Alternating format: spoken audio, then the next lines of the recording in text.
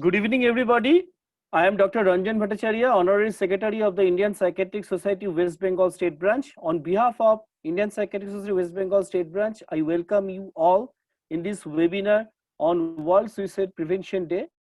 Since 2003, we are observing the World Suicide Prevention Day every year on 10 September. This was first observed in the year 2003 by World Association of Suicide Prevention, and this is a day particularly to remember the very important preventable cause of the death. In every 3 seconds worldwide, a person is attempting suicide, and in every 40 seconds, a person is successful to commit suicide. So by the end of this program, almost across the world, 120 people will commit suicide and around 1,500 people will attempt suicide. This is particularly important in the perspective that if a person attempts or commits suicide, a psychiatric need of help is very important. So suicide is a cry for help, cry to the society for help. And being the psychiatrist, it is utmost important for all of us to recognize these symptoms. We, the Indian Psychiatric Society, being the largest professional body of psychiatrists across India, we have more than 7,000 psychiatric professionals who are our members and fellows, and in our state around 400 members are fellows there in the Indian Psychiatric Society. So today we'll be having the one presentation and one discussion in the form of panel discussion. And for the next 90 minutes of journey of this webinar, we'll be discussing various aspects, and you'll be happy to know that we're choosing this platform because during the COVID-19 pandemic, we don't have any other options to make the program in physical mode. So we have chosen this, and also we are now on Facebook Live. So anybody, whoever can see or wish, you can check in the Facebook Live, IPS West Bengal State Branch. You can see the entire program live. So without much ado, the first I would like to move ahead with the first presentation. Let me share my screen.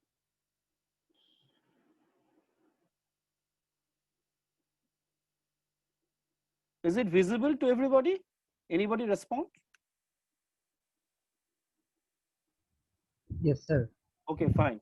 So we have distributed the program in two halves. In the first half, we'll be having a presentation by Dr. Shujit Sharkhel. Dr. Shujit Sharkhel is, I will all know that he is the associate professor of Institute of Psychiatry. He is my batchmate, my friend, my beloved buddy, and he will delivering the talk on handling of media by psychiatrists, suicide and beyond. And the chairperson of these programs are our senior psychiatrist, Dr. Prabir Pal, and Dr. Kaustubh Chakraborty, my friend, who is the associate professor and head of the Department of Psychiatry, JNM Hospital, Kollani. So without much ado, I would like to request the chairpersons to take over the charge of the proceedings. Over to Dr. Prabir Pal and Dr. Kaustubh Chakraborty.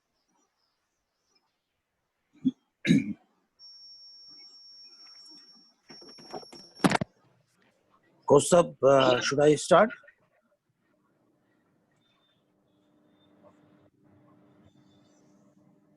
Kaustubh, may I start?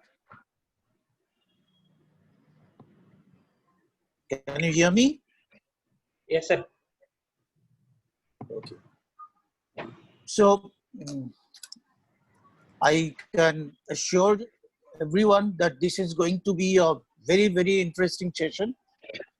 And as the speaker is Dr. Shujit Sharkhel, there is no need to do any introduction because he is very much known for his erudite speech lectures all over in our IPS general meetings. So I'm requesting Dr. Shujit Sharkhel to start, but a few words before Dr. Shujit Sharkhel may start. I just wanted to share with you that WHO in 2019 stated on suicide that the sensitive portrayal of suicide in media is very, very important. Suicide preventive strategies are can be formulated from this. This is also one of the steps which can prevent suicide, because the term called copycat suicide, that means the way it has been portrayed now in the media, many of our youngsters can get influenced by the print media and the electronic media itself. So without much words, I would like to request Dr. Sujit Sharkal to start his speech. Over to Dr. Sujit Sharkal. Thank you, Provida. I'll first go for screen sharing. Just a minute.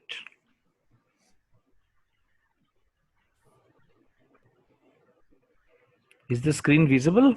Yeah. Okay.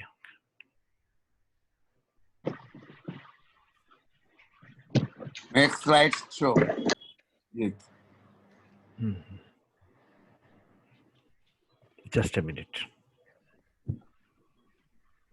Yes. Good evening, everybody. Thank you, Ranjan, Provida, and Kaustav, and IPS West Bengal.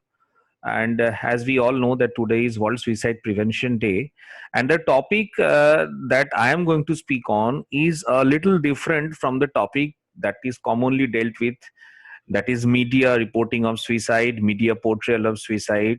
You know, we always talk about how the media should handle a case of suicide. What I would be talking about today is how mental health professionals, especially psychiatrists, should handle the media when they are dealing with reportings in relation to mental health or suicide in particular and mental health in general. You see, this is one area which has come a lot in focus these days. As we all know, the media is still dabbling with the cause of the day of death of Sushant Singh Rajput. And we all know the psychiatrist prescriptions have been brought out. They have been dissected in print media, social media, in electronic media. And there have been reports of mental health professionals coming out openly about the diagnosis of the victim, and this has led to so much of controversies. So I thought that today, on the occasion of World Suicide Prevention Day, I will be dealing with this sensitive area. We all, as psychiatrists and mental health professionals, often have various opportunities, directly or indirectly, to interact with the media, sometimes as members of the society, sometimes as individual psychiatrists, or maybe sometimes or rarely as a normal citizen. And today, media is not restricted to a conventional print or the electronic media. It is, if we are talking about media today, we are also talking about Facebook, we are talking about WhatsApp, we are talking about Instagram, we are talking about blogs, and we are also talking about podcasts and so many programs, YouTube channels, everything will come under media. So with this background, I start my presentation. You see, media has a significant role. All forms of media has a significant role in portrayal of mental illness. Means it is a means for changing perceptions of the people, so it can actually help in reducing the stigma of mental illness. But if an improper portrayal is done, it can also lead to increasing of the stigma, understanding or misunderstanding about the risk factors of psychiatric illness, and so on.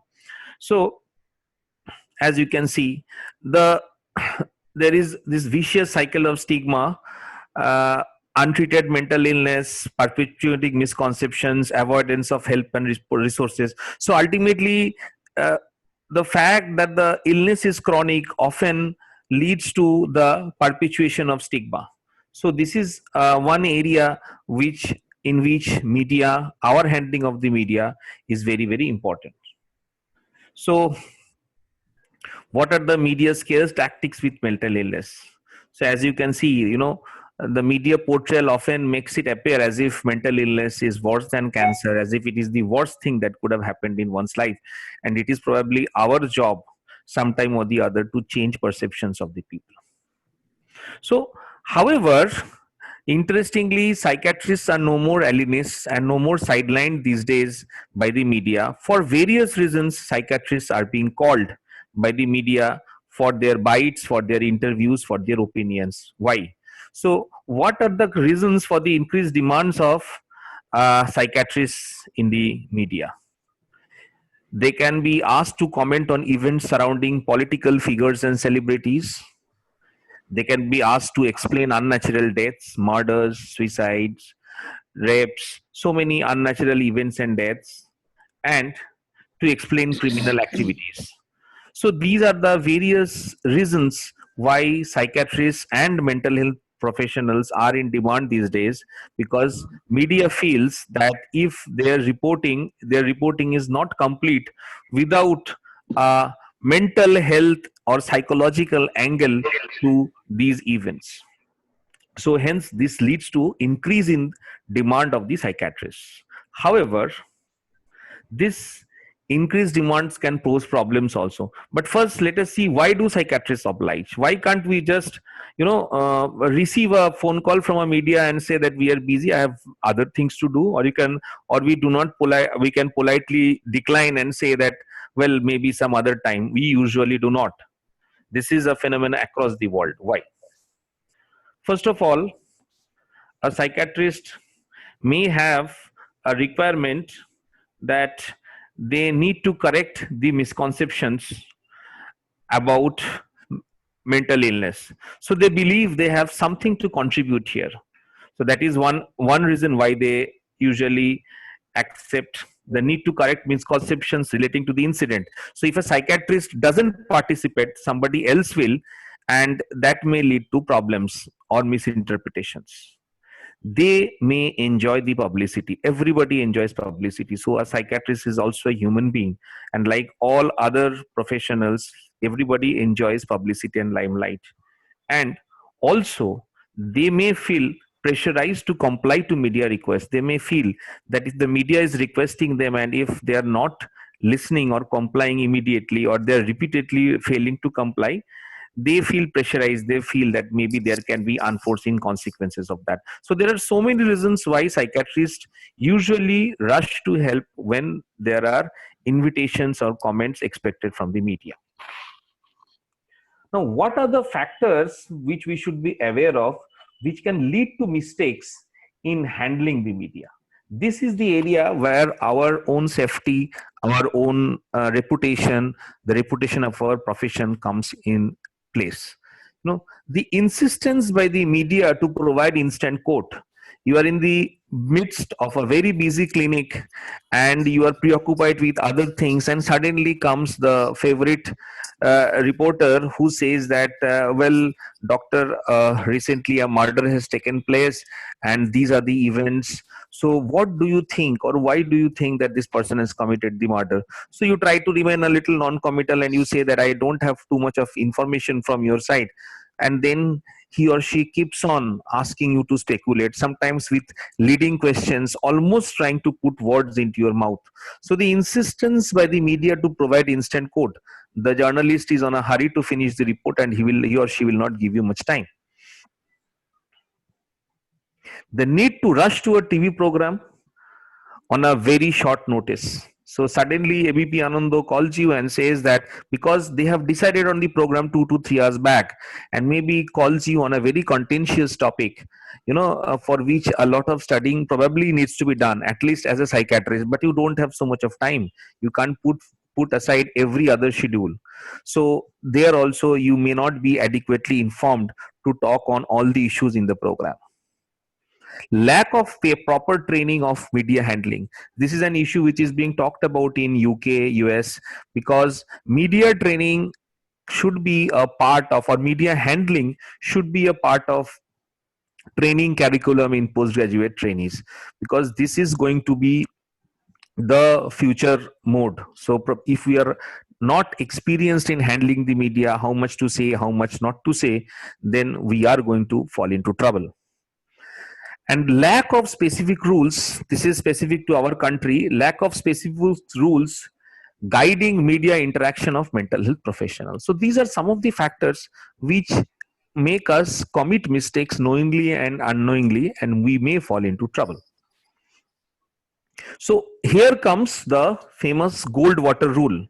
This is the most famous rule which guides the interaction of psychiatrists specifically with the media.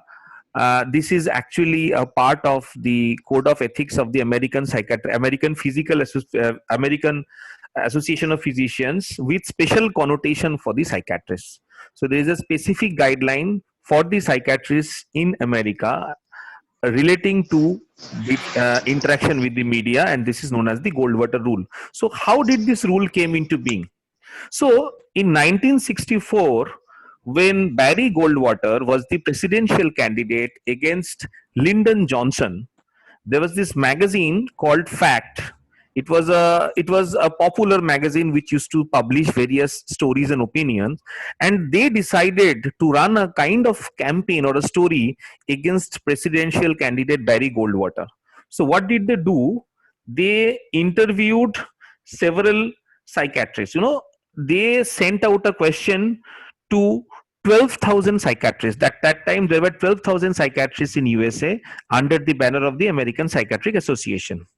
So out of 12,000, what was the question? The question that was asked is, do you think that Barry Goldwater is mentally or psychologically fit to be the presidential candidate of the USA?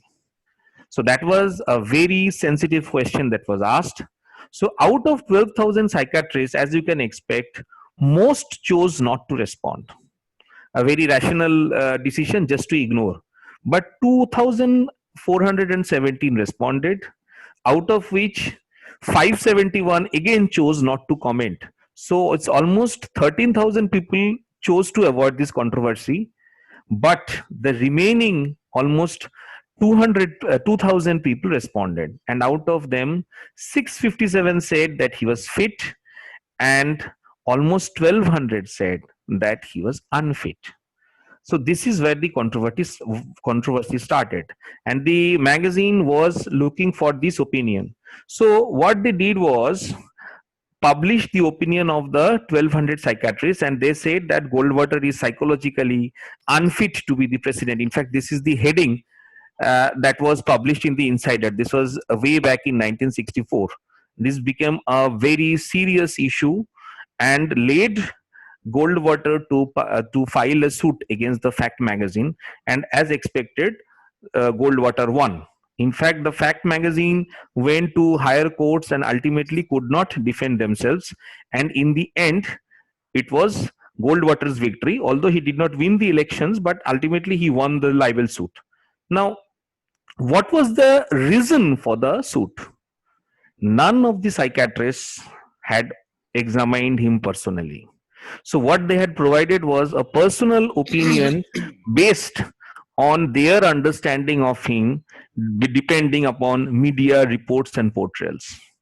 The Fact magazine published an article saying that psychiatrists do not consider him fit for presidency. So this is what the heading became. Psychiatrists are the persons who are expected to understand the psychology, the personality of a person. And so if you simply say that psychiatrists do not consider him fit for presidency, it has a tremendous impact on the normal populace voters. So it was a nice way of influencing public opinion in a country like United States.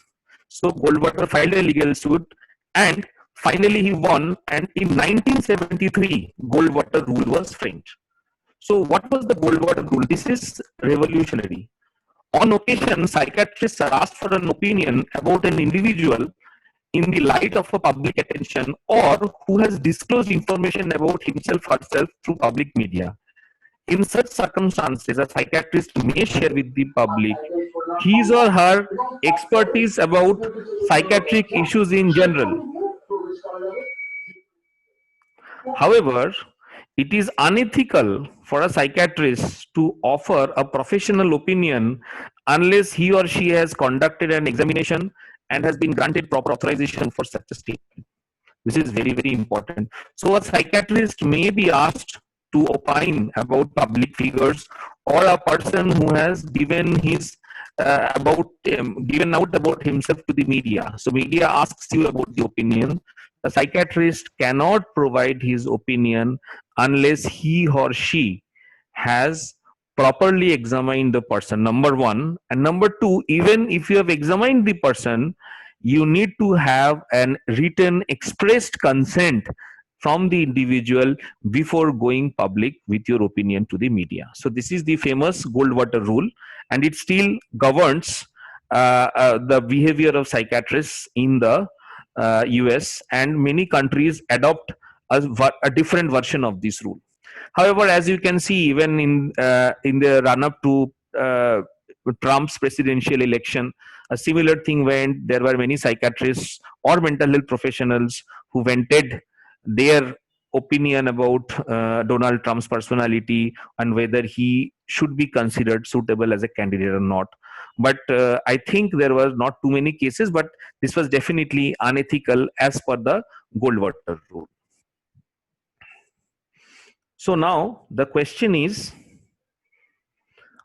the psychiatrist should clarify whether he is speaking as the representative of an organization or as an individual. So you see, when a psychiatrist faces the media, Goldwater rule is the most important rule where a violation should not take place, and he should almost follow it in toto as much as possible. But there are other areas also where a psychiatrist may falter or may be caught off guard. So when a psychiatrist is speaking to the media, his primary responsibility is to clarify whether he is speaking as the representative of an organization, say I am the president of IPS or whatever, or he is speaking as an individual psychiatrist, not as a citizen, as an individual psychiatrist. So that also has to be clarified. Negative comments should not be made about any individual under any circumstances. So if you are making negative comments about an individual without having examined him, usually about famous persons, that is where the media starts poking you, you can actually be filed for defamation. The basic reason being that you do not have the authority or the right, even if you are a psychiatrist, to comment negatively about any individual. So that can simply lead to defamation. This is one area. Another thing is breach of confidentiality. Breach of confidentiality will specifically come when you have examined the person, or whether you have come across some case notes of the person in due course of your career, and you are trying to tell something about the person when being prodded by the media. Say, yes, I had examined him, there were certain issues. So you are saying this without any written documentation from the person that you are allowed to go public about him or her. So breach of confidentiality is another part. In fact, this part has been clearly highlighted in the Mental Health Care Act also. So opinion on general issues, this is another problem. I think this is a very common problem that we may often face. This is more practical because we will not go on breaching confidentiality in most of the cases. Problem is, in a media interview, supposing usually this often happens on electronic media, when you are facing the camera, the anchor very craftily tries to make you opine about a celebrity. Usually a negative opinion is being sought, and then you skirt or you avoid direct question and you start telling, say the anchor wants you to say that the celebrity had bipolar disorder. You refuse to directly answer that, and you say that in case of a person having bipolar disorder, there are evidences of mood fluctuations, then sleep gets disturbed and things like that. So you directly avoid it, and then the anchor says that well, probably this person also had sleep disturbances and there are examples of mood fluctuations, so maybe this person had bipolar disorder. And then next day a tagline comes or something that so and so doctor says that probably this person has bipolar disorder. So unconsciously, you never wanted to fall into the trap, but unconsciously, without you having directly said that, you get pulled into a controversy just by virtue of being misquoted or two facts being drawn parallel with one another, just because the media person wanted to drive that opinion out of your mouth. So this is the most sensitive area where we should all be very, very, very, very cautious. Now, finally, coming to the role of psychiatrists in the media in different capacities. As psychiatrists, we can come as public educators, where you get, so for example, on World Schizophrenia Day, on World Suicide Prevention Day, you educate the people about suicide, about schizophrenia, the do's, don'ts, the warning signs and things like that, the need to continue medication. So this is psychiatrist as a public educator. Then psychiatrists are brought in to comment on various unusual and unnatural events, or on the lifestyle, or the personality or mental illness in celebrities. In foreign countries, in Hollywood it is very common, but it is also present in our country. You may be brought in as a consultant in movies or serials which deals with mental health themes. You may be asked to provide your expertise in making the story closer to truth by drawing knowledge from you. And also commonly, we often come across mental health professionals advertising themselves mostly in social media, promoting or advertising themselves either through apps or any other modalities. So these are the various roles in which media interaction occurs with the psychiatrist. So when you are taking the role of a public educator, your basic aim is to avoid factual errors. This is very important. If you are talking about the prevalence rates of the incidence of suicide or the prevalence of schizophrenia, you better have your facts right, because whatever you say these days either gets recorded or gets put on YouTube or any other places. So making gross factual errors can, even if it doesn't legally make you legally bound, at least it will definitely spoil your reputation. So because you're likely to be quoted. So one must do adequate homework before making a public education approach. Now coming to the comments on events and celebrities, this is the common area. One must strictly follow the Goldwater rule, as I have described. That is the best thing to do to avoid getting into trouble, not to make any comments about anybody, especially if you have not examined him. You see, actually, there are two situations. Either you have not examined him or you have examined him. If you have not examined him, there is no question of making comments about that person. And if you have examined him also, then you need a written expressed consent from the individual saying that you are allowed to speak about him in the media. This is the rarest of the rare situation where a celebrity will allow you officially to speak about him or her. So practically the chances of a psychiatrist speaking about an individual is nil. So it is better not to speak about or label any individuals. So strictly follow the Goldwater rule and avoid any kinds of comment on the individual. Now, when you are going as a sorry, just a minute. When you are going as a consultant in movies or serials, then also you must take care to ensure proper representation of facts. So if you are a mental health consultant in a movie where they are showing a person in chains being carried from one place to another, so they may actually later on, some organization may sue you for stigmatizing mental health issues. So these are some of the things which must be taken care of when you are asked for as a consultation in movies. So you must ensure that mental health conditions are not stigmatized or portrayed in poor light. And finally, coming to personal advertisements, it is applicable across all specialties. It is better to avoid tall claims, use of superlatives like the best doctor and things like that, and awards and degrees with doubtful credentials. It's better to avoid, because these days everything is available and things may be quoted, and one can get into legal problems. So these are some of the areas which one should work upon when a psychiatrist is facing the media or going to the interacting with the media in different capacities. So finally, are there any Indian guidelines? You see, Goldwater rule and all these things have been there in US for almost 50 years now. There are in UK also there are several guidelines for mental health professionals, even for psychologists, how much they should speak. Forensic psychiatry is a very popular domain in the US, and there are specific guidelines for the forensic psychiatrists also, especially when they talk about somebody's murder or any other form of investigation. So that is also there, but unfortunately in India we do not yet have a specific guidelines.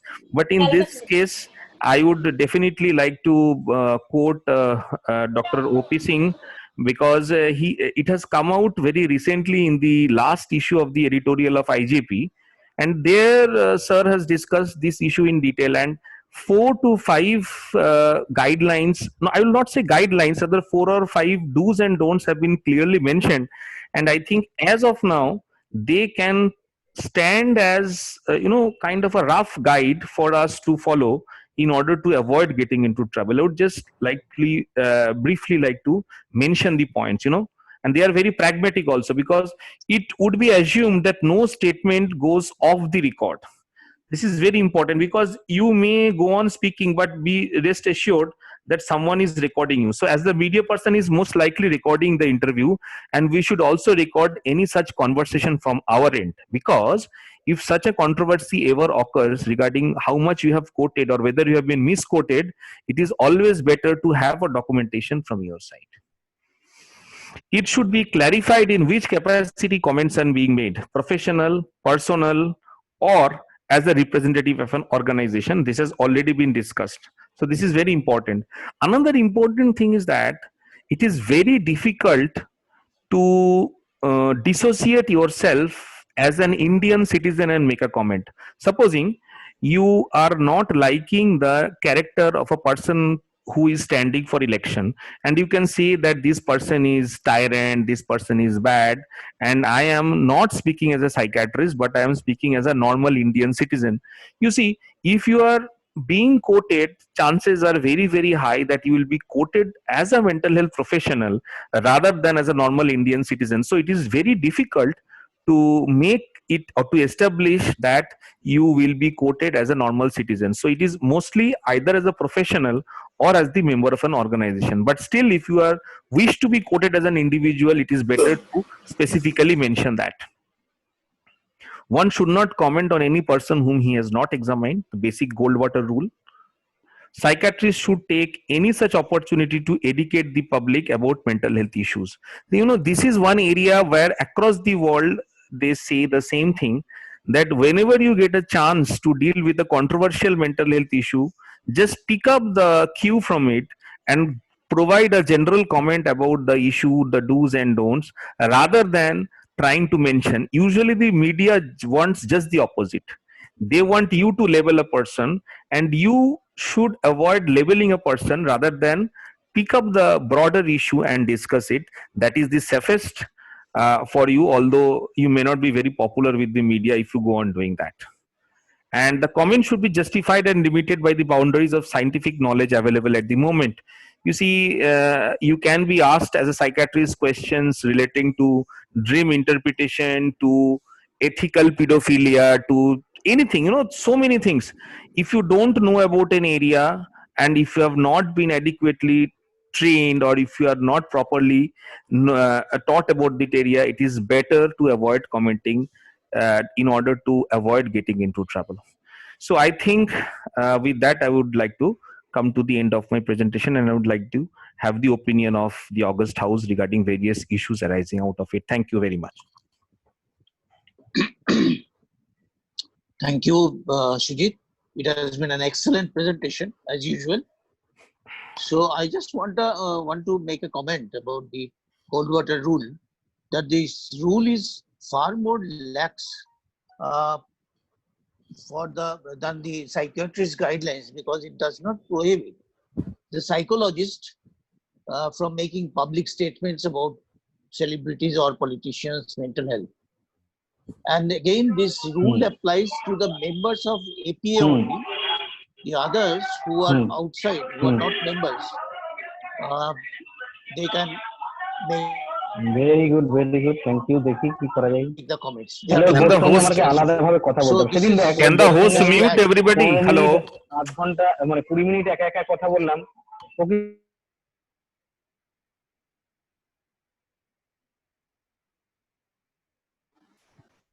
So am I audible?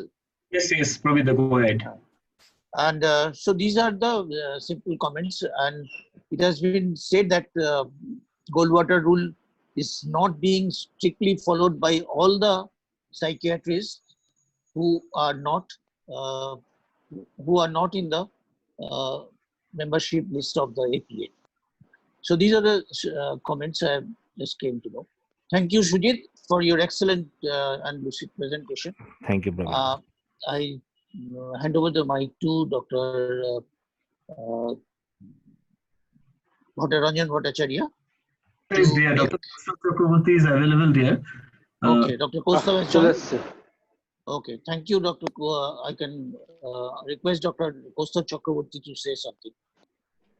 Sujita, first of all, I would like to congratulate you. This was a very nice presentation and very pertinent to the topic.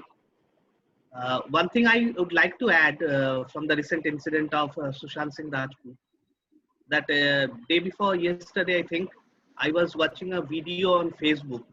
It was shared by Sudhir Chaudhary of Z News. He shared 2 videos of Sushant, and he brought in a psychiatrist in the studio, and he was asked to comment on the behavior Sushant was displaying in those 2 videos. So I listened to the psychiatrist. He was very non-judgmental in his opinion. He said that Sushant was appearing to be depressed. He was exhibiting some regressive behavior, so and so. What immediately followed that particular news anchor interpreted, drawn conclusion from the fact those 2 videos is that if Sushant is depressed, a psychiatrist is telling that, then why he's being drugged by Riya? Now, Riya was interviewing Sushant in that video, sort of interviewing, Sushant kaise ho, kaisa lag raha hai, Sushant you are cute, this sort of things. So drug was not mentioned in that video, but that's how he concluded. What I want to say is that a psychiatrist statement in a national television can be twisted like this, that if Sushant was depressed, which they were earlier denying, all the media channels were denying that Sushant was depressed or was suffering from bipolar disorder, despite evidences from certain quarters. Now they have left that depression issue and turned into a drug issue of Sushant. So that's how things can be twisted, and we have to be very cautious while dealing with media houses. And media has a tremendous influence nowadays, thanks to social media, WhatsApp, Facebook, Twitter, and other entertainment media, news media.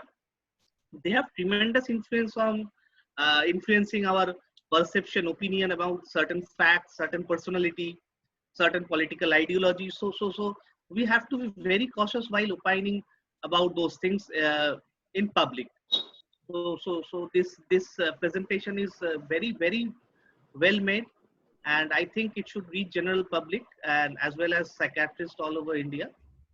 So thank you, Sujita, once again. There was just one thing. There was a question from Abida. I think is Abida here? I mean, can you unmute and ask it verbally? Abida? Am I visible? Yeah. Actually, the fan is visible. Fan is Oh, visible, but sorry. you are audible. You are audible. Sorry, Yeah. Sorry. Am I visible now? I can't see myself. Yes. We can see you. Okay, Looking at the other side. Yeah. I'm looking at the other side. No, you are Okay, visible I now. can't. Yeah. Okay. Now it's okay. Yeah. Right. No. What I meant was that you mentioned about Sujit. Congratulations for an excellent presentation as usual. Yeah. Thank you. So the point which I want to make is that I think if an issue comes about a psychiatrist examining that person, whether that person is alive or dead, okay, I think I mean, that person needs to be extra careful about what he's disclosing because of the issue of confidentiality, because of the issue of sub judice, because of one comment, as Koustav mentioned, that okay, even if a diagnosis has been made, okay, my records are there. I'll submit my records to the relevant authorities, but I won't comment over here because he will be dragged into unnecessary controversies. And why did you make this diagnosis? What happened? So I think it has to be extra careful. I mean, you mentioned about unless you have examined, but if you have examined or if you have seen that person, I think you need to be extra careful or extra vigilant. That is what I mean. That is what my take is. So I wanted your comments on that.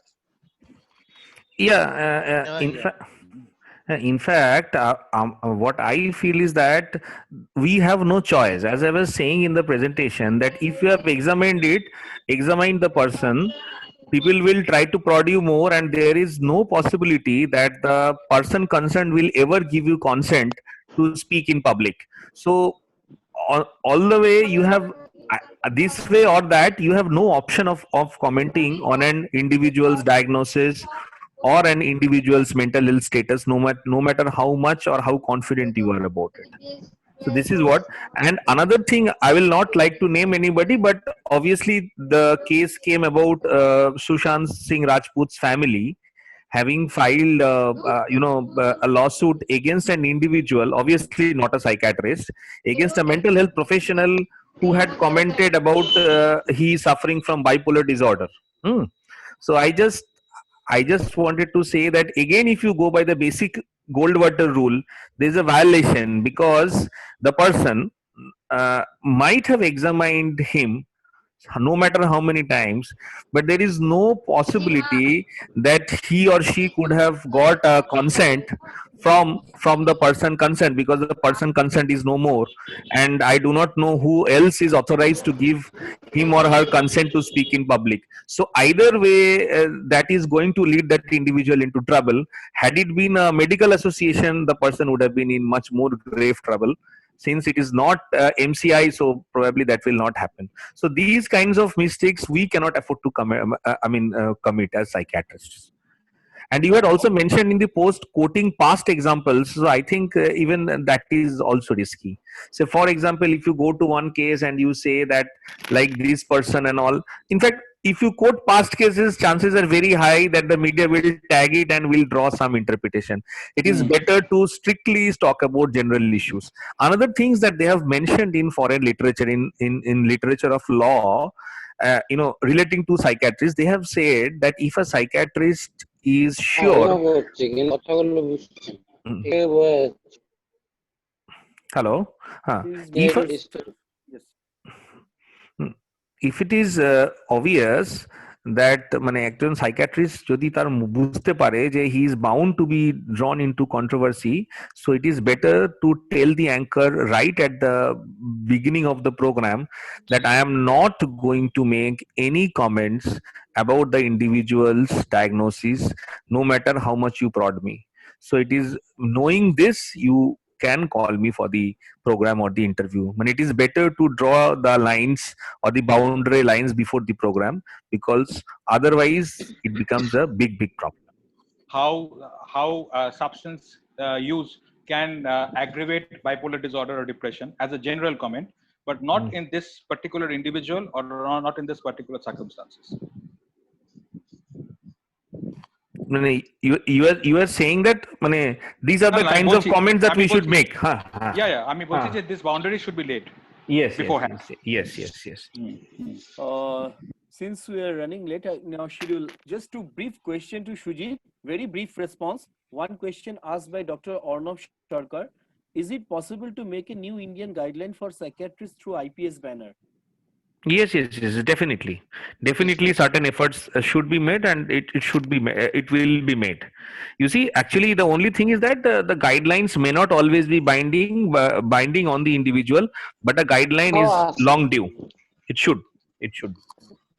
And the second question asked by Dr. Rajeshri Bandyopadhyay: what is our responsibility in commenting on the requests made by the media on the incidents of homicide, suicide, and other crimes in general public, especially when we have not even seen that patient? Rajeshri, I think again here what we have discussed, that we can always, without having seen the patient or the incident also, in fact many a time the incident is also, supposing you are sitting in a clinic, the incident is also narrated to you for the first time by the reporter who wants your quote. So you, in that case, there are two options. If you feel that it is too vague and too doubtful or controversial, it is better to reserve your comments, or you can say I'll call after some time. Another thing is, if comments are sought, then it has to be specifically seen or examined whether comments are being sought about a particular individual, no matter the individual can be the victim or maybe the accused also, whether opinion is being sought about that individual's character or personality. The moment it goes into that area, you will simply have to stay safe and say that I have never interacted with the individual. Then they might say no, but do you think that such kind of an action can only be performed by a psychopath? Such kind of leading questions. Again, it is better to say that there can be many causes of violence or murder, and psychopathy is not just a brand you put on any person. Then you can go on to speak about the general issues or general conditions in which there can be violence, and enumerate them, and you can say that how in cases of violence, help should be sought from mental health professionals. So you basically go on to speak on the broader issue and specifically avoid labeling the individual, whether it's a victim or whether it is the accused. I'd like to request chairpersons to conclude the session. Yep. Thank you, Sujit, for Thank your you, excellent Praveen. presentation. Thank you. And with the permission of the co-chairperson, Dr. Kaustav Chakraborty, in concluding the session here. Thank you, Costa. Requesting Mr. Arvind, the host, please stop sharing the screen of Dr. Shujit Sharkal. Yes. You do that from that side, yeah.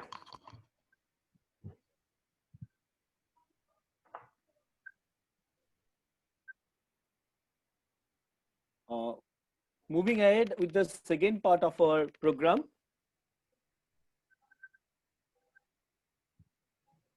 In the meantime, so is it visible in the screen? Yes. Okay. So in this half, we'll have a panel discussion, and panel discussion will, the topic is insensitive handling of celebrity suicide by electronic and social media. What is the remedy? We have the eminent panelists among us. We have Professor Dr. Om Prakash Singh, who is the honorary editor of Indian Journal of Psychiatry. We have with us our very beloved Dada, Dr. Gautam Shah, a former honorary general secretary and currently the vice president and president-elect of Indian Psychiatric Society. Also, we have with us Dr. Aurobindo Brahma, honorary secretary of Indian Psychiatric Society, East Zonal Branch. Welcome you all. And myself, Dr. Ranjan Bhattacharya, the secretary of Indian Psychiatric Society West Bengal State Branch, have the privilege to moderate this session. So we are now on Facebook Live, and just one more time showing the Facebook Live link. So we have the panelists are here, and we have our special guest, Professor Dr. Debashish Bhattacharya, who is known to all of us, the respected Director of Medical Education and ex-officio Secretary, Government of West Bengal, and Sri Mukesh Zaya, Indian IPS, who is the Commissioner of Police, Bidhannagar Police Commissioner. I cannot see whether they have joined or not, but Professor Dr. Debashish Bhattacharya sent me a message that he is unable to join by the link, and I have requested Mr. Arnav to contact with him. Arnav, have you contacted with Professor Dr. Debashish Bhattacharya? And I am trying to contact him, but I couldn't actually. Send him the message. I've tried, but he's unable to join. He sent the message, and I have not link only, but the password and number. I've sent everything, sir. I have sent everything, and he just mentioned that unable to join, trying. So Arnav, please look after these issues, and Sure. kindly let me know if you show in the chat box that whether in the meeting box that whether Professor Dr. Debashish Bhattacharya and Sri Mukesh Zaya has joined or not. So moving ahead, just we know that in our suicide statistics, in the last 3 years statistics from 2017, 18, and 19, we have shown an uprise of the suicide rate from 9.9 in 2017, 10.2 2018, and 10.4 in 2019. Till 2016, we have the record directly available from the National Crime Record Bureau, but it is only the tip of the iceberg because many of the cases of suicide are not being reported and grossly underreporting has been done. And many of the cases we got this with these figures, and on many cases we miss this. Many suicides are being missed, which are known as the for that sentinel surveillance is required. But this statistics is just an underestimation what is going here. And if we search about the various states, and you can see that the states are highest rate having the Maharashtra, and in West Bengal is in the third state, in the middle Tamil Nadu. The other states showing the peak 16.1 has the collectivity of the many other states. So ignore that, just concentrate on the figures of the Maharashtra, Tamil Nadu and West Bengal. So most interestingly, I have searched yesterday on the Google, and in the Google statistics of the suicide variable statistics, and found that the most of the pages are there in the Google, and this page is showing the Sushant Singh Rajput, and the figure is 5 crore 76 lakhs, followed by, very interestingly, the second was how to commit suicide, and this is there are 85 lakh 10,000 pages with these two variables. So to start with, I would like to request Professor Dr. Om Prakash Singh sir. So your comment about the growth trend of the suicide rate in India, the underreporting, especially for the last 3 years, many of the data are lacking, and the search engines showing the various trends, and most awesome is that most alarming, the second phase, that how to commit suicide has been searched by 85 lakh 10,000 people in the Google. Your comment, sir. First, about the rising of suicide rates. You know, before you go 5 years back, the rate of suicide has been decreasing. For 3 years, we were able to decrease the rates. But last 2 years, and if you go to NCRB data, there one of the major reason is workers affordable. So daily suicide is almost 23%. Sir, your audio is getting interrupted. That is one Slow sector Ashton. which is right only psychiatric disorders, but because sorry. Oh, whether I'm clear, I can Yes, sir. repeat. Hello. Hello. Hello. Yes, sir, you are Audible? audible. Okay. So again, I will say that we were able to decrease 2 years, and now these 2 years suicide has risen. The main contribution is there because of the laborers, which has come around 23 to 24% of total suicides. So what is happening as per this data is that economic regions are taking prominence, and the states where there is lot of distress in terms of farm distress, in form of unemployment, their suicide rate is higher than other states. So this is basically lot of economic factors are working, and that is pulling the suicide rates. So that is one thing. And regarding the other thing, as you have said, social media and searches. In Western world, they are in dark web. There has been instances of suicide, committing suicide, broadcasting it, and helping people with suicide. There are subgroups and subcultures who glorify into this. So that is happening, and people have some kind of morbid interest in this. So how to make a bomb and how to commit suicide. These two things are most popular searches, as you have brought very well. So basically, we can't do anything about these searches, and it cannot be banned also, because dark web is there where a lot of people can access it. What we can do is improving resilience. That is the most important thing. And there was a program one day before So basically, children resilience should be raised. So they should be allowed to solve their own problems, face the reality, and that become more strong. So that is the only way to decrease that kind of searches. Yes, thank you very much. But in contrast to the Google search, which is commonly done by the general people, looking the PubMed search is being done by the researchers mainly, the doctors, the psychiatrists, the healthcare professional, where you can see the most two common searches are media role and responsibility followed by suicide in India. This is the Indian statistic. So PubMed is more organized search, and here the doctor's concerns is about media role, whereas the public in general are concerned about the celebrity suicide. So my question to Dr. Gautam Shah, how the celebrity suicide had make an impact on the general population at large? Dr. Gautam Shah, sir, are you here?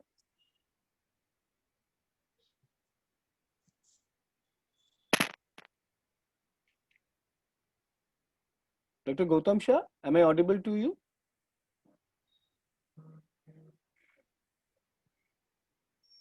Am I audible? Hello? Yes, you are audible, Ranjan. I think Dr. Gautam You are Shah sir is not here. audible. You are audible. To us. Dr. Gautam Shah sir is here? Okay, Dr. Aurobindo Brahma sir, are you here? Yes. So let me put this question to you. That's what is the impact of the celebrity suicide? Move on, again come back. Yes. What is the impact of the celebrity suicide, especially in Indian scenario?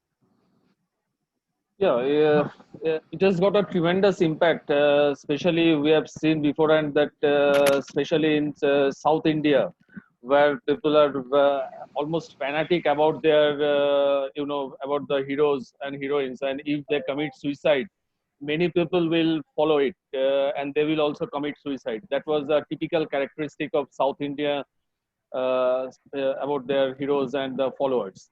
So here also, basically, the celebrity means many people are following them, and especially the vulnerable population. I mean, the young generation are following them.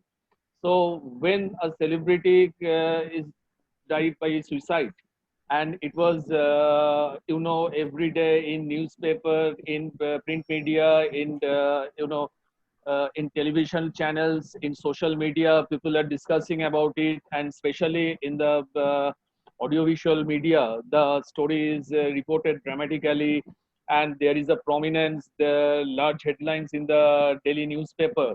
So obviously, it has got a negative impact. I must say, it has got a negative impact on the young generation, and many of the young people, they may attempt suicide. So how to deal with this celebrity suicide is definitely an important issue about the how media will handle this, because as I have already mentioned, that it has got a terrible and a negative impact on this, how they are reporting. Thank you. Yes, thank you, Dr. Aurobindo Brahma, for your brief comment.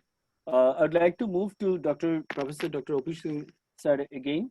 So recently in a study that the study is in the preprint form in the Asian Journal of Psychiatry by Dr. Ganesh, Dr. Singh, Dr. Misra, and Dr. Rajesh Sagar, which has some interesting finding about this the quality of the online media reporting of the celebrity suicide in India. And the brief observations are: first, the quality of the media reporting of the celebrity suicide are in the online media in India is not in accordance with the WHO guideline. Secondly, in terms of potential harmful media reported, 85.5% of the Indian news medias have violated the WHO guideline at least for one instances, which can be the sensational language use or mentioning suicide site, giving the suicide details, the scenario, the picture, the videos have been shared. Thirdly, in terms of potential helpful media reporting, 13% provided information about where to seek help for the suicidal thoughts and ideation. So only in 13% cases, the what are the helplines available, what are the assistants are available, what are the support systems are available have been discussed. So your pick on that. So growing trend of Indian media for sensationalization for getting the TRP, they are WHO guidelines. So what can be the remedy and what are the dangers of this? Over to Professor Dr. Om Prakash Singh, sir. First thing is, Ranjan, Yes. IPS work with Dr. Sujit, Dr. Lakshmi Vijay Kumar and our committee worked with Press Council of India, and they brought out a guideline for the media to work on that. But what happens, even Press Council of India has given the outline, nobody is following it. And that is the problem with guidelines.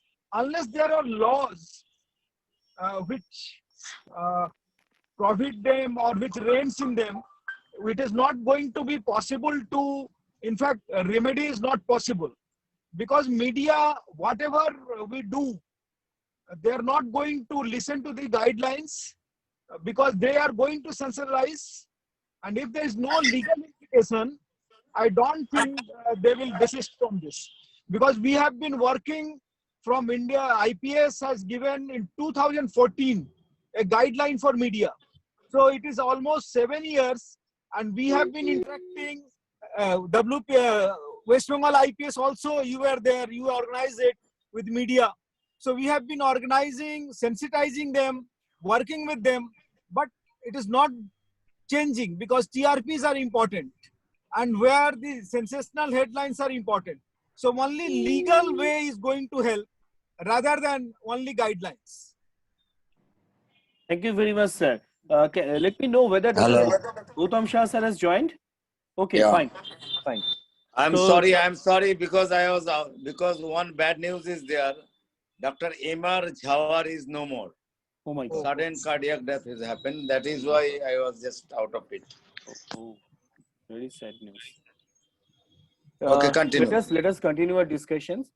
So, talking about this Sushant Singh Rajput issue, so there had been more than 6 crore searches in the Google in the recent in between last 7 days. So, with this rising trend, there are lots of news reports are available. We cannot go into the details about in the controversies, and we are not sure till date. It is under investigation, but the two things has emerged up. First of all, the prescription in the online mode. In the prescription in the Hello? online mode. Yes, can you hear? Can you hear me?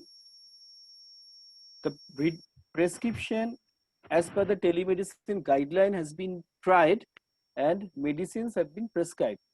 So the concerned doctor has been sued. This is the first one.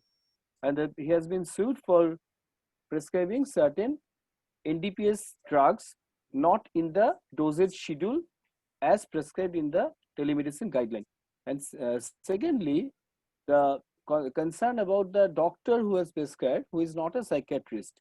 The doctor was the associate professor of cardiology. It has been reported in media. So there are two questions, whether the professionals, how to treat these cases, because depression, suicides are coming to the general practitioners also. It is not the first time the psychiatrist, most of the times, do not see these cases. So can the non-psychiatrists prescribe the NDPS drugs? And secondly, we have to be very vigilant while doing the telemedicine consultation, because now the doctors are being booked for not seeing the patient without seeing and prescribing the drugs not at per the dosage schedule. Where here the clonazepam has prescribed in the dose of 0.5 milligram, and secondly, the patient has also been prescribed with the escitalopram and the chlordiazepoxide. So these are the media reports that doctor has not given as per the telemedicine guideline. Your pick on that. You please unmute. Please unmute. Please unmute, sir. Yes, Gautam yes. Shah, sir. Thank you, Dr. Yes, go ahead. Ranjan. What I am telling, there are two questions here. Number one, whether general physician or non-psychiatrist doctor are able to treat or not. But my answer is, yes, depression mild to moderate. In that case, any non-psychiatrist can treat. Number one. Number two, when depression is very severe with suicidal ideation, yes, they have to refer this patient to a psychiatrist, because it is a jurisdiction. Otherwise, definitely they will be in problem for medical legal purpose. Number two question is, you have asked regarding the medicines. Yes, we should be very much cautious regarding the different subgroups of the medicine. In the first visit, what medicines we can prescribe. In the second visit, what medicines we can prescribe. But as far as you mentioned the name, clonazepam and escitalopram can be prescribed as per telemedicine guideline. Clonazepam is added after some time, it's true. But as chlordiazepam oxide, there is no guideline which says that it can be prescribed. I think it cannot be prescribed through telemedicine, as per my best of knowledge. Thank you, sir, for your brief comments. Very Ranjan, comprehensive. can I Yes, sir. add? Ranjan, Yes, can sir. I add Please, something? please, sir. I'm Please do audible. that, sir. Yes, sir. Absolutely. If you going by media report, there are 2-3 things. First thing is, it is very obvious kind of thing that some person has not examined the person. If a person is a government setup, so he cannot do any kind of private practice kind of thing, and particularly in the central government.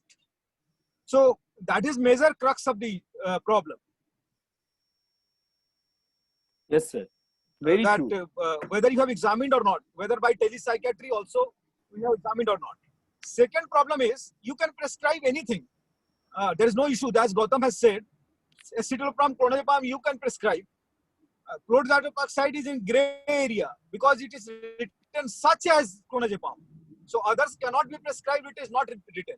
But problem is that, like if you prescribe for diabetes and person develops something and he goes against you, then you have to justify why you have prescribed for diabetes. You can, but whether you can prescribe, you have the expertise to do for the severe cases.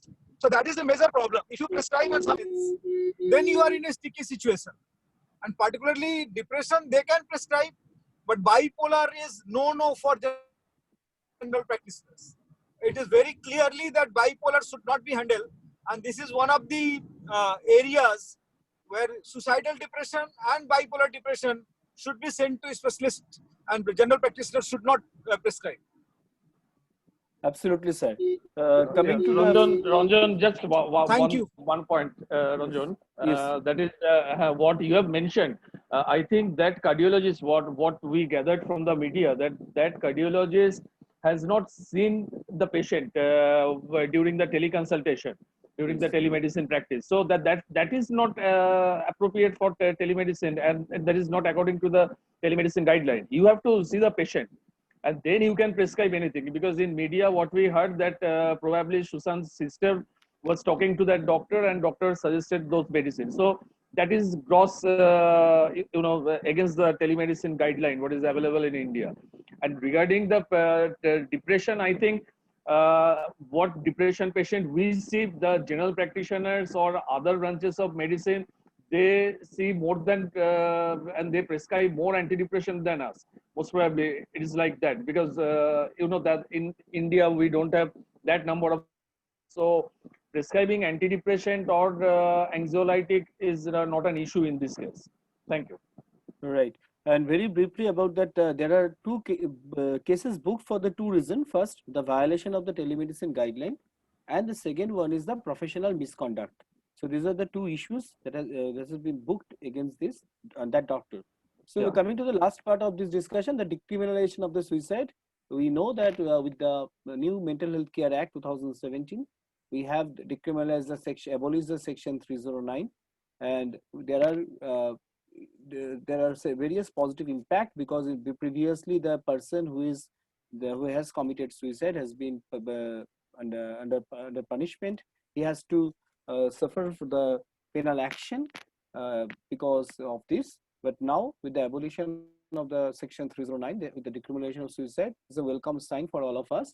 So my question to Dr. Gautam Shah, so can there be any chances of still 306 is there, can there be chances that these IPC sections be misused? What is your experience over your clinical practice that this IPC 306 and 309 have been misused over the last 10 or 15 years? Dr. Gautam Shah, sir.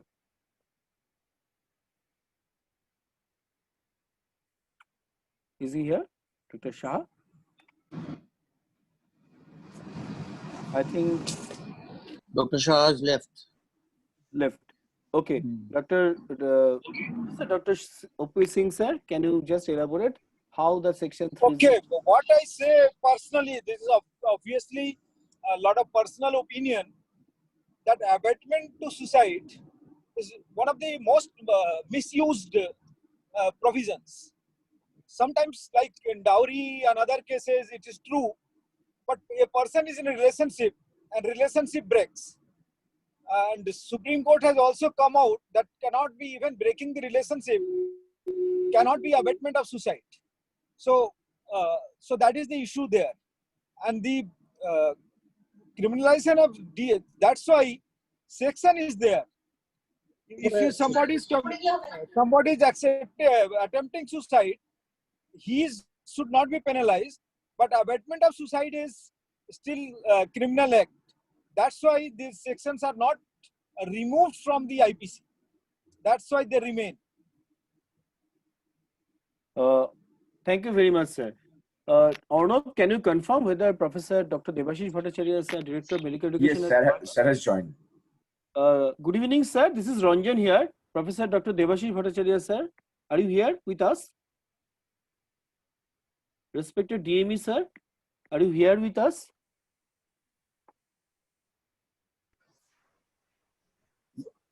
Unmute করতে বল.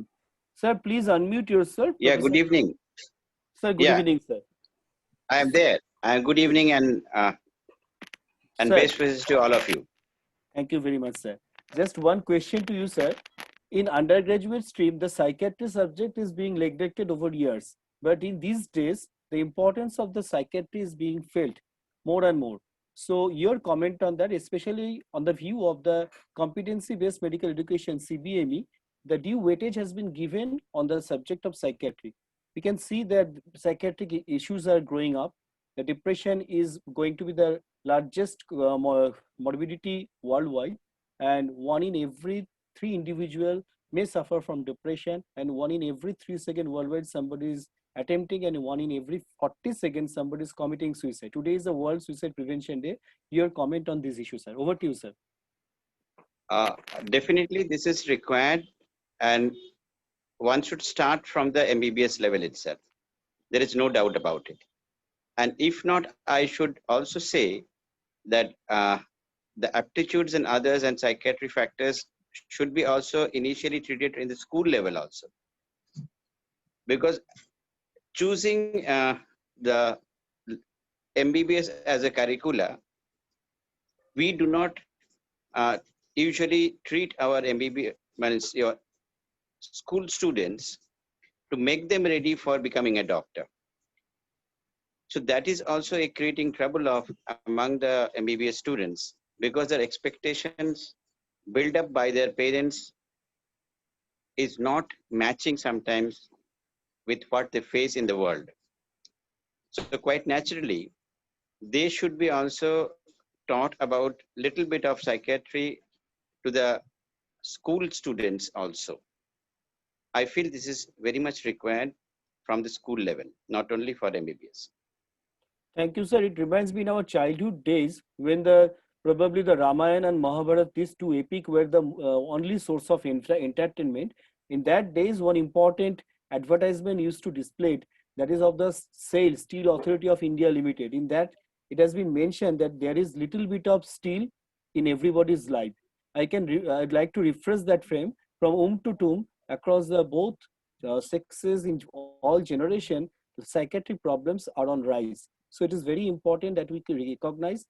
I'd like to ask one more question, that depression and suicide are also on rise among the medical students. There are reports about the medical students, the undergraduate, the PGTs have committed suicide or attempting suicide.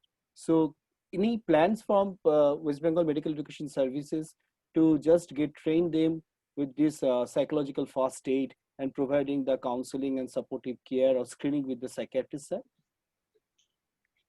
Yeah, it is required, which I was telling in the beginning, that our students are mentally facing problems because of different reasons, not only for the stress of the studies, but also the peer pressures and also the language problems and totally vast changes among the means your medical education and the school day education. So these creates a lot of stress among the our MBBS students. And obviously, because of our need, people from one state is going to the other states, and there is also cultural problems in between the states, and to cope up with all the stress factors really creating problems. So we should handle it very gently, make them prepared to face the stress of MBBS, PG and postdoctoral courses, and we should handle it with really care, because sometimes also our seniors also do not take enough care of their PGTs. So that is also important, that the friendly relation between the teacher and the student also will help us preventing these suicides.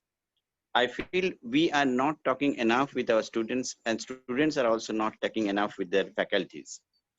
This is required to be stressed, and quite naturally, I feel we can improve.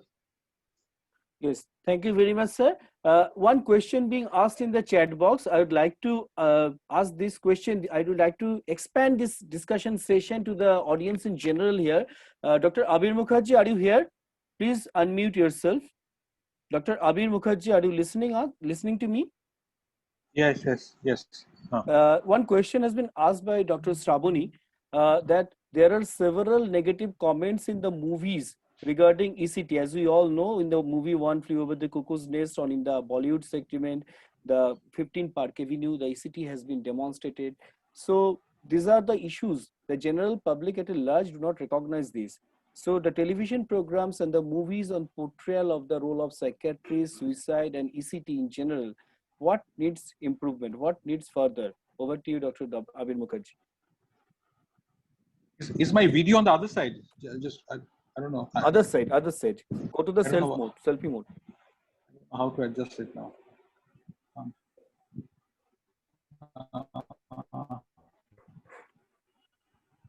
Yes, it's Yeah. now. It's perfect. Is this okay now? Absolutely. Yeah. Sorry. I was busy. The negative portrayal of ECT. I got distracted because of this camera. So what was the last part of the question? Negative portrayal of the various things about psychiatry. That psychiatry has been portrayed in a negative mode. The psychiatric mode of treatment has been portrayed in negative mode. Even in the newspaper these days, mainly the psychotropic medicines are being treated as these medicines are causing lots of side effects. So total negative connotations all around. How to improve it? What are the remedies? Yes. I think following Shujit's lecture as well as the panel discussion, I think we as psychiatrists should redefine our roles in terms of taking advantage of when we are called and when we are asked to give our comments. We should rather set certain boundaries with regards to how we respond to the questions. Like as I mentioned towards the end of Shujit's lecture, I was sharing that we should define our roles in terms of that. Okay, we will create more awareness about what exactly it is. We'll create awareness about what depression is, what suicide is, what is the implication of taking alcohol or drugs with in terms of making the prognosis worse of mental illness. and the stigma attached with mental illness. So this should be our role, rather than getting into the nitty-gritties of of a particular celebrity suicide, about the reasons for it, who has been implicated, what was the role of the cook, what was the role of this, that, and the other. So once we redefine our roles, once we emphasize to the media that this is what we would be answering, this is how we would be productive in our interaction with the media, I think that would change. So it is not a one-day process. That it's not a one-word answer that okay, if we do this, then this will improve. It will take some time, and it will require a lot of changes from our end as well. Thank you very much, Dr. Abir Mukherjee. Now, dear esteemed audience, do you have any question to our panelist or our special guest, Professor Dr. Debashish Bhattacharya is here? Any question would you like to ask? If you have any question, you can unmute yourself one by one. Dr. Chandan Ghoshal has raised your hand. Dr. Chandan Ghoshal, sir, are you here? Dr. Chandan Ghoshal, sir, from IMA Chandannagar branch. You have raised your hands. Would you like to comment anything, or do you have any question, clarification, or doubts? Not responding. Dr. Arnab Banerjee has raised his hand. Dr. Arnab Banerjee, are you here?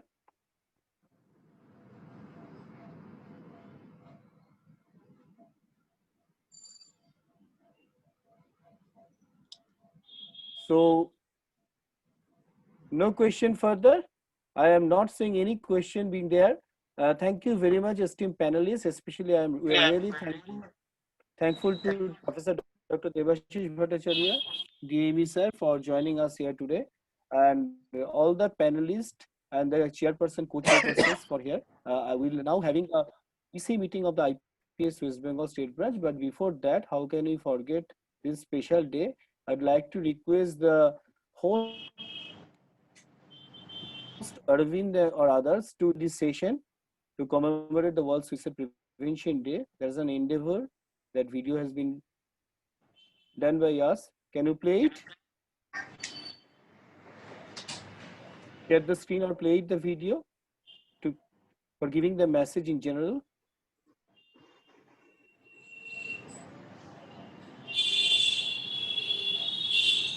One question has been asked by Shipra Shah. I'd like to put this question to Dr. Gautam Shah.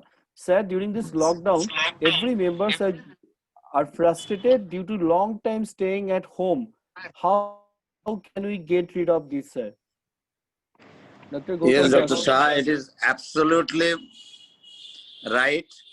During this lockdown period, due to loneliness and physical distancing, like social distancing, there are lots of mental issues has come. In fact, from Indian Psychiatric Society, we had a study on it, and which shows that 38% of the population showed that anxiety disorder, and 9.8% have a depressive disorder, 40% both anxiety and depression, and moderate degree of anxiety is almost 75% cases. So what I am telling you, to overcome this in the lockdown period, though lockdown period is at the frag end, but whenever lockdown period you are staying at home, you should take it positively. You should do some exercises or yoga or mindfulness in the morning. Otherwise, you will spend your time, if you work from home, or if you are, for the students, they can follow their study time as usual. And as it is a lockdown, don't get up at 12. Please get up at the usual time when you used to get up, right, 7 a.m. and spend the quality time. For the parents, I am telling you, spend time with the kids. If the senior members, grandfather, grandmother is there in the house, please give them some time. They are also benefited by this, and you are also too. And you can nurture your hidden talent during this period, like if you like painting, if you like singing, if you like recitation, then you can also do all these things. What I am telling again, so it is told that maintain the social distancing. That is actually meaning the physical distancing. You should connect your friends or your neighbors or whatever who is very close to you. You can connect through over telephone, over social media. There. Otherwise, it is really very much depressive state. You can use this time as much as possible in a positive way. This is my suggestion. Thank you very much. And we'd like to conclude with some talents of Indian Psychiatric Society. We have Dr. Muktananda Kundu, who has written a beautiful poem. He is a natural talent. I'd like to recite that poem with permission of Dr. Muktananda Kundu. বিশ্ব আত্মপ্রতিরোধ দিবস। কেন বন্ধু ভাবছো বুঝি কেউ কথা নেই, একলা কাটে বেলা, ভাবছো বুঝি এর চেয়ে ভালো খেলা ভাঙার খেলা, কপাট আটা জানলা মনের একটুকু দাও খুলে, দেখতে পাবে বন্ধু সবে কেউ যায়নি কো ভুলে, হাতখানাকে বাড়াও যদি না রেখে সংশয়, যেমন মেলে সকল নদী অকুল মোহনায়, হাজার হাতে মিলবে একই প্রতিজ্ঞায়, ঢেউগুলোকে বড্ড উঁচু হয়তো মনে হয়, ভাবছো বুঝি নেউকো মাঝি অকুল দরিয়ায়, হেকেই দেখো ও ভাই মাঝি ভরসা করে চক্ষু বুঝি, দেখবে ওরে হালটি ধরে বাইছে তোমার নাই, আশার আলো নিভে গেল ভাবছো বুঝি বসে, আধার রাতে জীবন সাথে পাঞ্জা লড়ে কষে, হেরেই যদি যাই তবে বেঁচে কি লাভ হয়, দেখো এমনতর ভাবনা যদি মনকে ঘিরে পেশে, দেখো আমরা দাঁড়িয়ে আছি তোমারই চারপাশে, সকলে মিলেই জিতবো লড়াই, তুমি আমি আমরা সবাই, মরণের মুখে ঢেলে দিয়ে ছাই মাতবো রে উল্লাসে, সুরঙ্গটা হোক না আধার, পরোয়া নেই কো কোনোই বাধার, যেন বন্ধু ওপারে তার সূর্য কিরণ হাসে। Wonderful creation by Dr. Muktananda Kundu, psychiatrist, senior psychiatrist of Howrah District Hospital. Can you play the video now to just conclude this session? And I'd like to request all the EC members of the IPS West Bengal State Branch to stay for the pre-conference EC meeting, which will be started just after this song. This is a song, theme song. I'd like to request to play Arnav or Arvind, whoever is there. Please play. Please share. We had a program with the other doctors, physicians, psychiatrists interface, and that to commemorate that program on 24th January 2020, the organizing chairperson, Dr. R.R. Ghoshrai, and organizing secretary, Dr. Gautam Shah, have permitted us to shoot this song and show in this conference. Can you play it?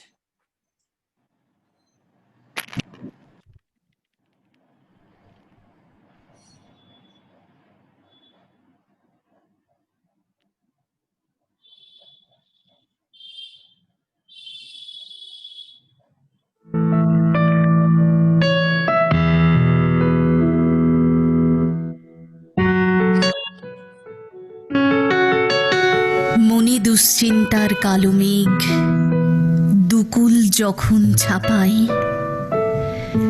বুকে চাপা পাথর দেখো থাকে আলোর আশায়।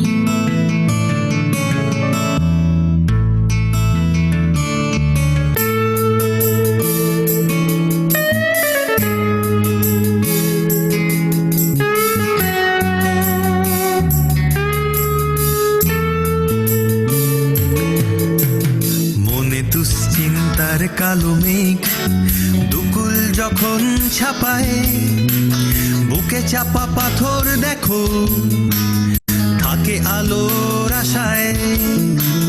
মনে দুশ্চিন্তার কালো মেঘ দুকুল যখন ছাপায়, বুকে চাপা পাথর দেখো থাকে আলোর আশায়। রোদ্দুর হতে চাওয়া স্বপ্নে কোনো অলিক মায়ায়, সুইসাইড নোট থাকে যত্নে বিরহে দুঃখে হতাশায়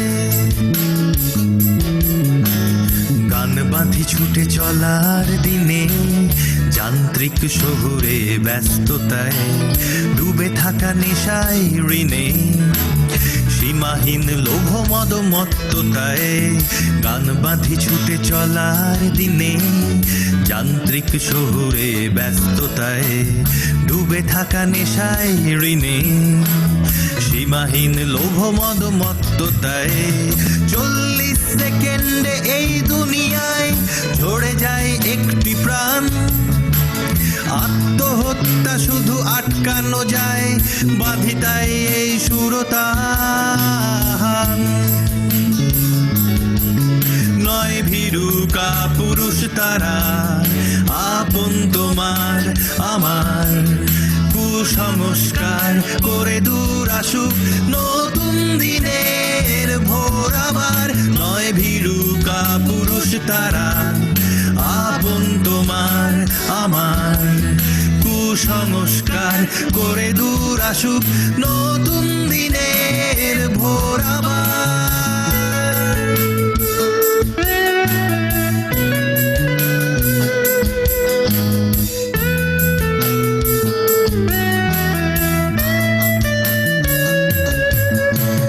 When the heart is your blue, when there is a dark, feel the pain in your heart and wait for some spark. When the heart is your blue, when there is a dark, feel the pain in your heart and wait for some spark. Dreams that turns into flashing light in your lonely midnight. Suicide note on the table. Wake up, it's only preventable. Composing song in our busy life. Cacophony becomes the only tune. Gambling, debts and addiction. Failure, breakups and misfortune. Composing song in our busy life. Cacophony becomes the only tune. Gambling, debts and addiction. Failure, breakups and misfortune. 42nd in this world. Someone committing suicide. Stigma, prejudice, story untold. Please don't blame them, curse on scold. Not wicked, loser or cowards. All of them are very own. The dusk will pass in due course. New hope will bring the new dawn.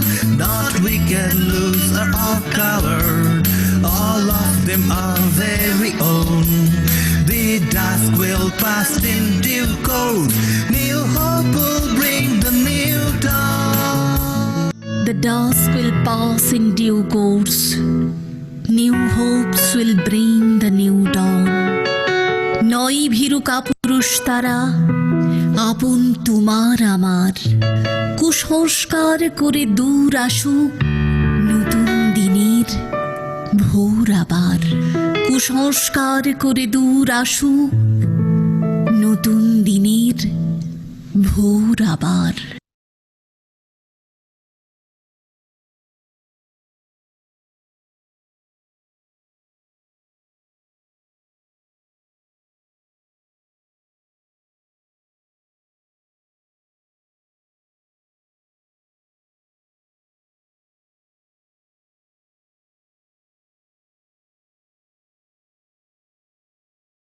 Thank you very much, everybody. With this, we are concluding this webinar today. I'd like to request the EC members of IPS West Bengal State Branch to stay on. We'll be starting our EC meeting, pre-conference EC meeting within 10 minutes. All others can leave now. Thank you very much for your presence here. Hope you have enjoyed the program, and our motto to give you the message has been successful. Thank you very much.